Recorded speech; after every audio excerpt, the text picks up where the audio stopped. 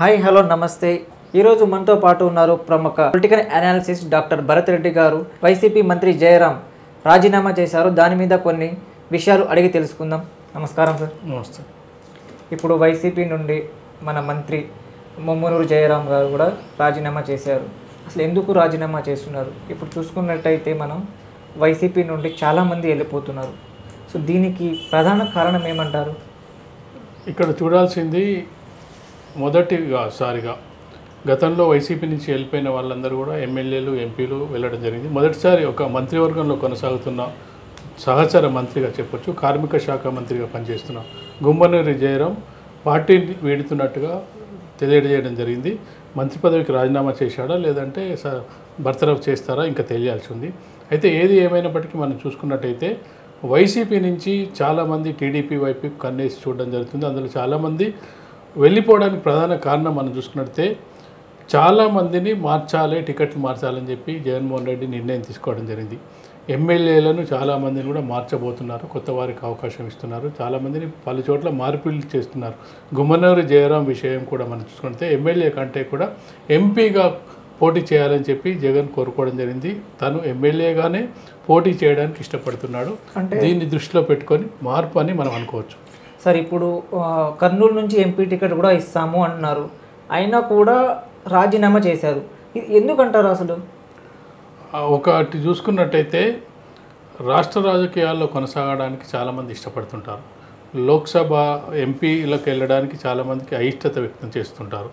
ఈ సందర్భంలో చాలామంది అనుకున్నట్టు జగన్మోహన్ రెడ్డి ఓడిపోబోతున్నారా అనే ఒక ఫీడ్బ్యాక్ని కల్పించడం కోసం అని చెప్పి ఇక్కడ చూసుకుంటే చాలామంది టీడీపీ వైపు చూస్తున్నట్టుగా కనిపిస్తుంది.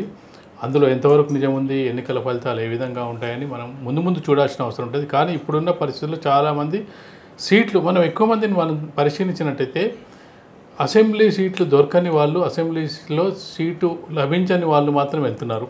సీటు మార్పు ఏదైతే 60 నుంచి 70 మందిని మార్చాలని జగన్మోహన్ రెడ్డి అనుకుంటున్నారు అసెంబ్లీ అభ్యర్థుల్ని, వాళ్ళందరూ కూడా ఆల్టర్నేట్ చూసుకుంటున్నారు. ఆల్టర్నేట్ చూసుకొని మొదటి ఆల్టర్నేట్ వాళ్ళకి కనిపిస్తున్నది తెలుగుదేశం పార్టీ. ఎందుకంటే రాష్ట్ర వ్యాప్తంగా 175 స్థానాల్లో బలంగా ఉన్న పార్టీ ఏదైనా ఉందంటే ఆంధ్రప్రదేశ్ రాజకీయాల్లో కేవలం టీడీపీ పార్టీ మాత్రమే. మనం జనసేన చూసుకున్నట్టే జనసేన కొన్ని జిల్లాలకే పరిమితమైంది. పొత్తులో భాగంగా వాళ్ళకి ఎన్ని సీట్లు వస్తాయో తెలియని పరిస్థితి. కానీ టీడీపీ ఒకవేళ జగన్మోహన్ రెడ్డి కనుక అధికారం కోల్పోయినట్టయితే ఇమ్మీడియట్గా అధికారంలోకి వచ్చే అవకాశం ఉన్న పార్టీగా తెలుగుదేశం పార్టీని భావిస్తున్నారు. ఈ సందర్భంలో ఇప్పుడున్న పరిస్థితుల్లో చాలామంది రాజకీయ నాయకులు ఇప్పుడు చూసుకుంటే సిద్ధాంతాలు ఇవన్నీ పక్కన పెట్టి అధికారం ఇటువైపు ఉంటే అధికారం వైపు వెళ్ళడానికి ఆలోచిస్తున్నారు. ఇక్కడ అవకాశం లేదు, ఎమ్మెల్యేగా సీట్ ఇవ్వని పరిస్థితిలో నెక్స్ట్ ఆల్టర్నేట్ ఏం చూసుకుంటున్నారు, టీడీపీని చూసుకున్నారు. టీడీపీలో కూడా సీటు కన్ఫర్మ్ అవుతుందా లేదా, కన్ఫర్మ్ చేసుకొని వెళ్తున్నారా అనేది కూడా ఇక్కడ ప్రశ్న. అక్కడికి వెళ్ళిన తర్వాత సీట్ ఇస్తారా లేదా అనేది కూడా ప్రశ్న. ఇవన్నీ బేరీజ్ వేసుకొని అంచనా వేసుకొని వెళ్తున్న సందర్భంలో చాలామంది ఆ విధంగానే వెళ్తున్నారు. ఎంపీ సీటును కానీ ఎమ్మెల్యే సీటును కానీ కన్ఫర్మ్ చేసుకొని వెళ్తున్నారు.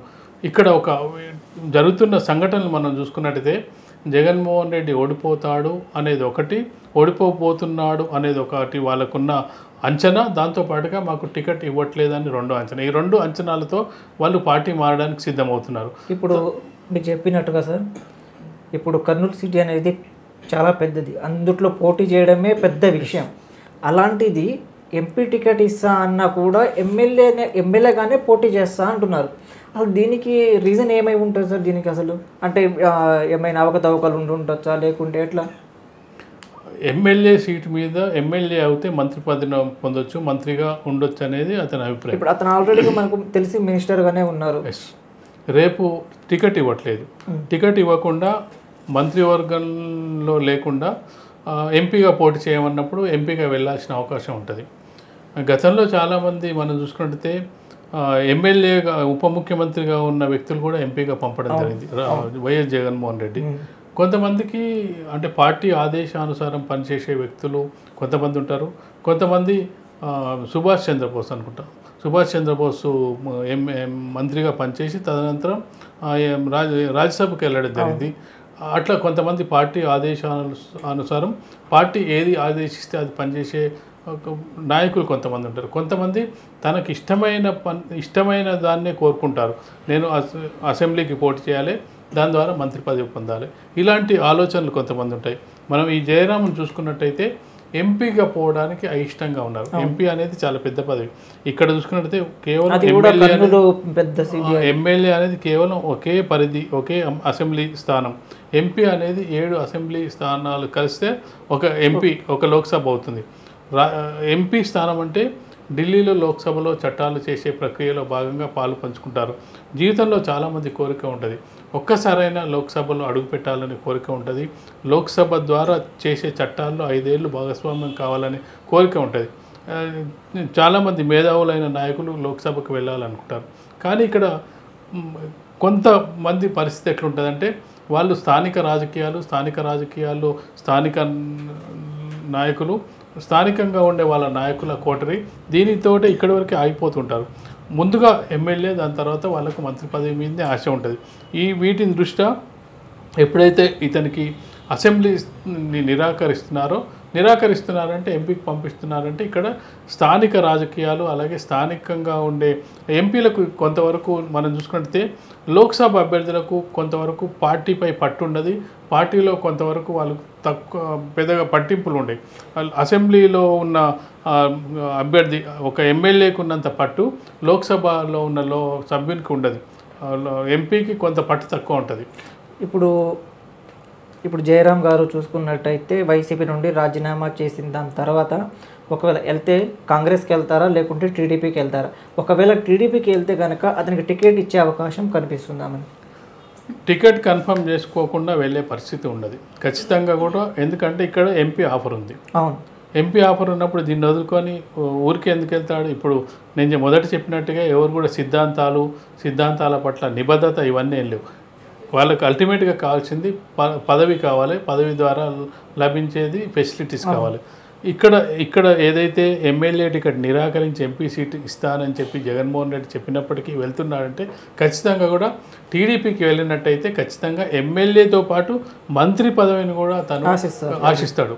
ఉట్టి ఎమ్మెల్యే పదవితో కాకుండా మంత్రి పదవిని ఆశించి వెళ్ళే అవకాశం ఉంటుంది.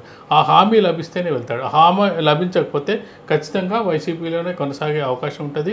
దాంతోపాటు చాలా ఇటీవల కాలంలో మనం 2-3 చూసుకున్నట్టయితే యూటర్న్ తీసుకుంటున్నారు. యూటర్న్ ఎందుకు తీసుకుంటున్నారు? వాళ్ళు ఏదో ఆశించి వెళ్తున్నారు. అక్కడికి ఆశించి వెళ్తే అక్కడ కూడా సేమ్ సిచ్యువేషన్ ఉంటే ఎక్కడైతే ఏంటి ఇక్కడికంటే బెటర్ పర్ఫార్మెన్స్ ఉంటేనే బయటికి వెళ్తారు. మనం ఎక్కడైనా చూడొచ్చు, ఉద్యోగాల్లో కానీ ఎక్కడైనా మనం ఏం చేస్తాం, మరో దగ్గరికి మారుతున్నప్పుడు బెటర్ ఆఫర్ ఉంటే వెళ్తారు. బెటర్ ఆఫర్ వెళ్ళినప్పుడు ఇక్కడ ఉన్న చోటే కంటిన్యూ అయితే బెటర్ అనే ఉద్దేశం ఉంటుంది. లేదంటే కొంతమంది వెళ్ళిన తర్వాత తిరిగి రిటర్న్ వస్తుంటారు.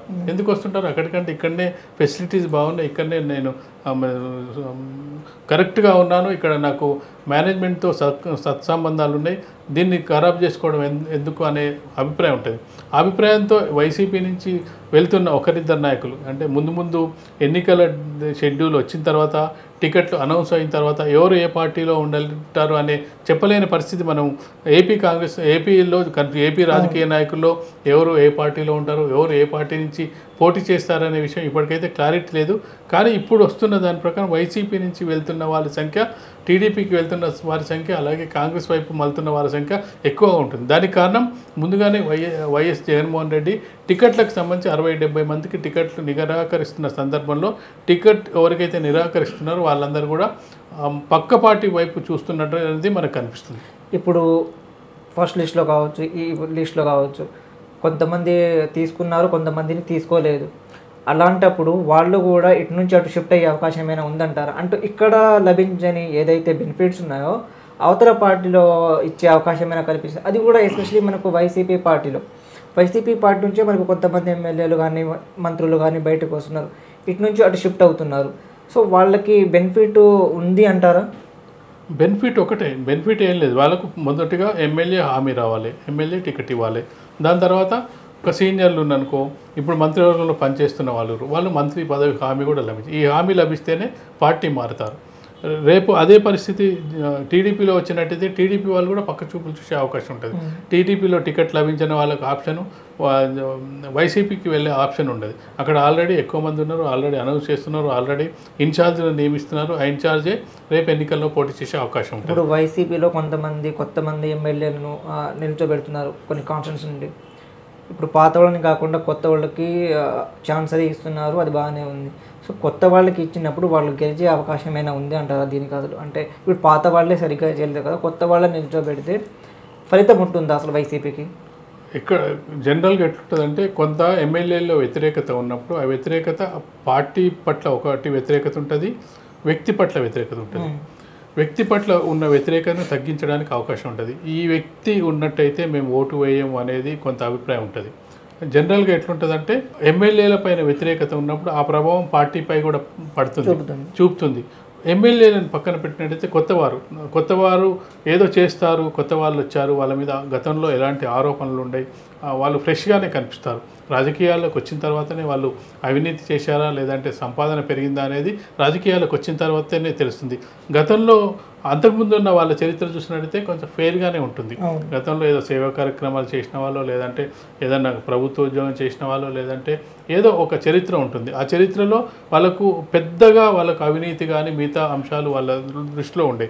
కానీ ఎప్పుడైతే రాజకీయాల్లోకి వచ్చి ఎమ్మెల్యేగాను ఎంపీగాను నిలబడిన తర్వాత వాళ్ళ మీద ఆరోపణలు వస్తుంటాయి. ఎలాంటి ఆరోపణలు?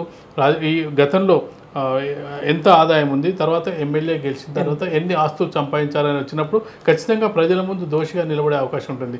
నువ్వు గతంలో అఫిడవిట్లో నువ్వు ఎన్ని ఆస్తులు చూపించావు, ఇప్పుడు ఎన్ని ఆస్తులు చూపిస్తున్నావు, ఆ వేరియేషన్ వెంటనే కనిపిస్తున్న సందర్భంలో దాంతోపాటుగా ఎమ్మెల్యే అంటే చాలామంది ప్రజలు కూడా అందుబాటులో ఉండే వ్యక్తిగా భావిస్తారు.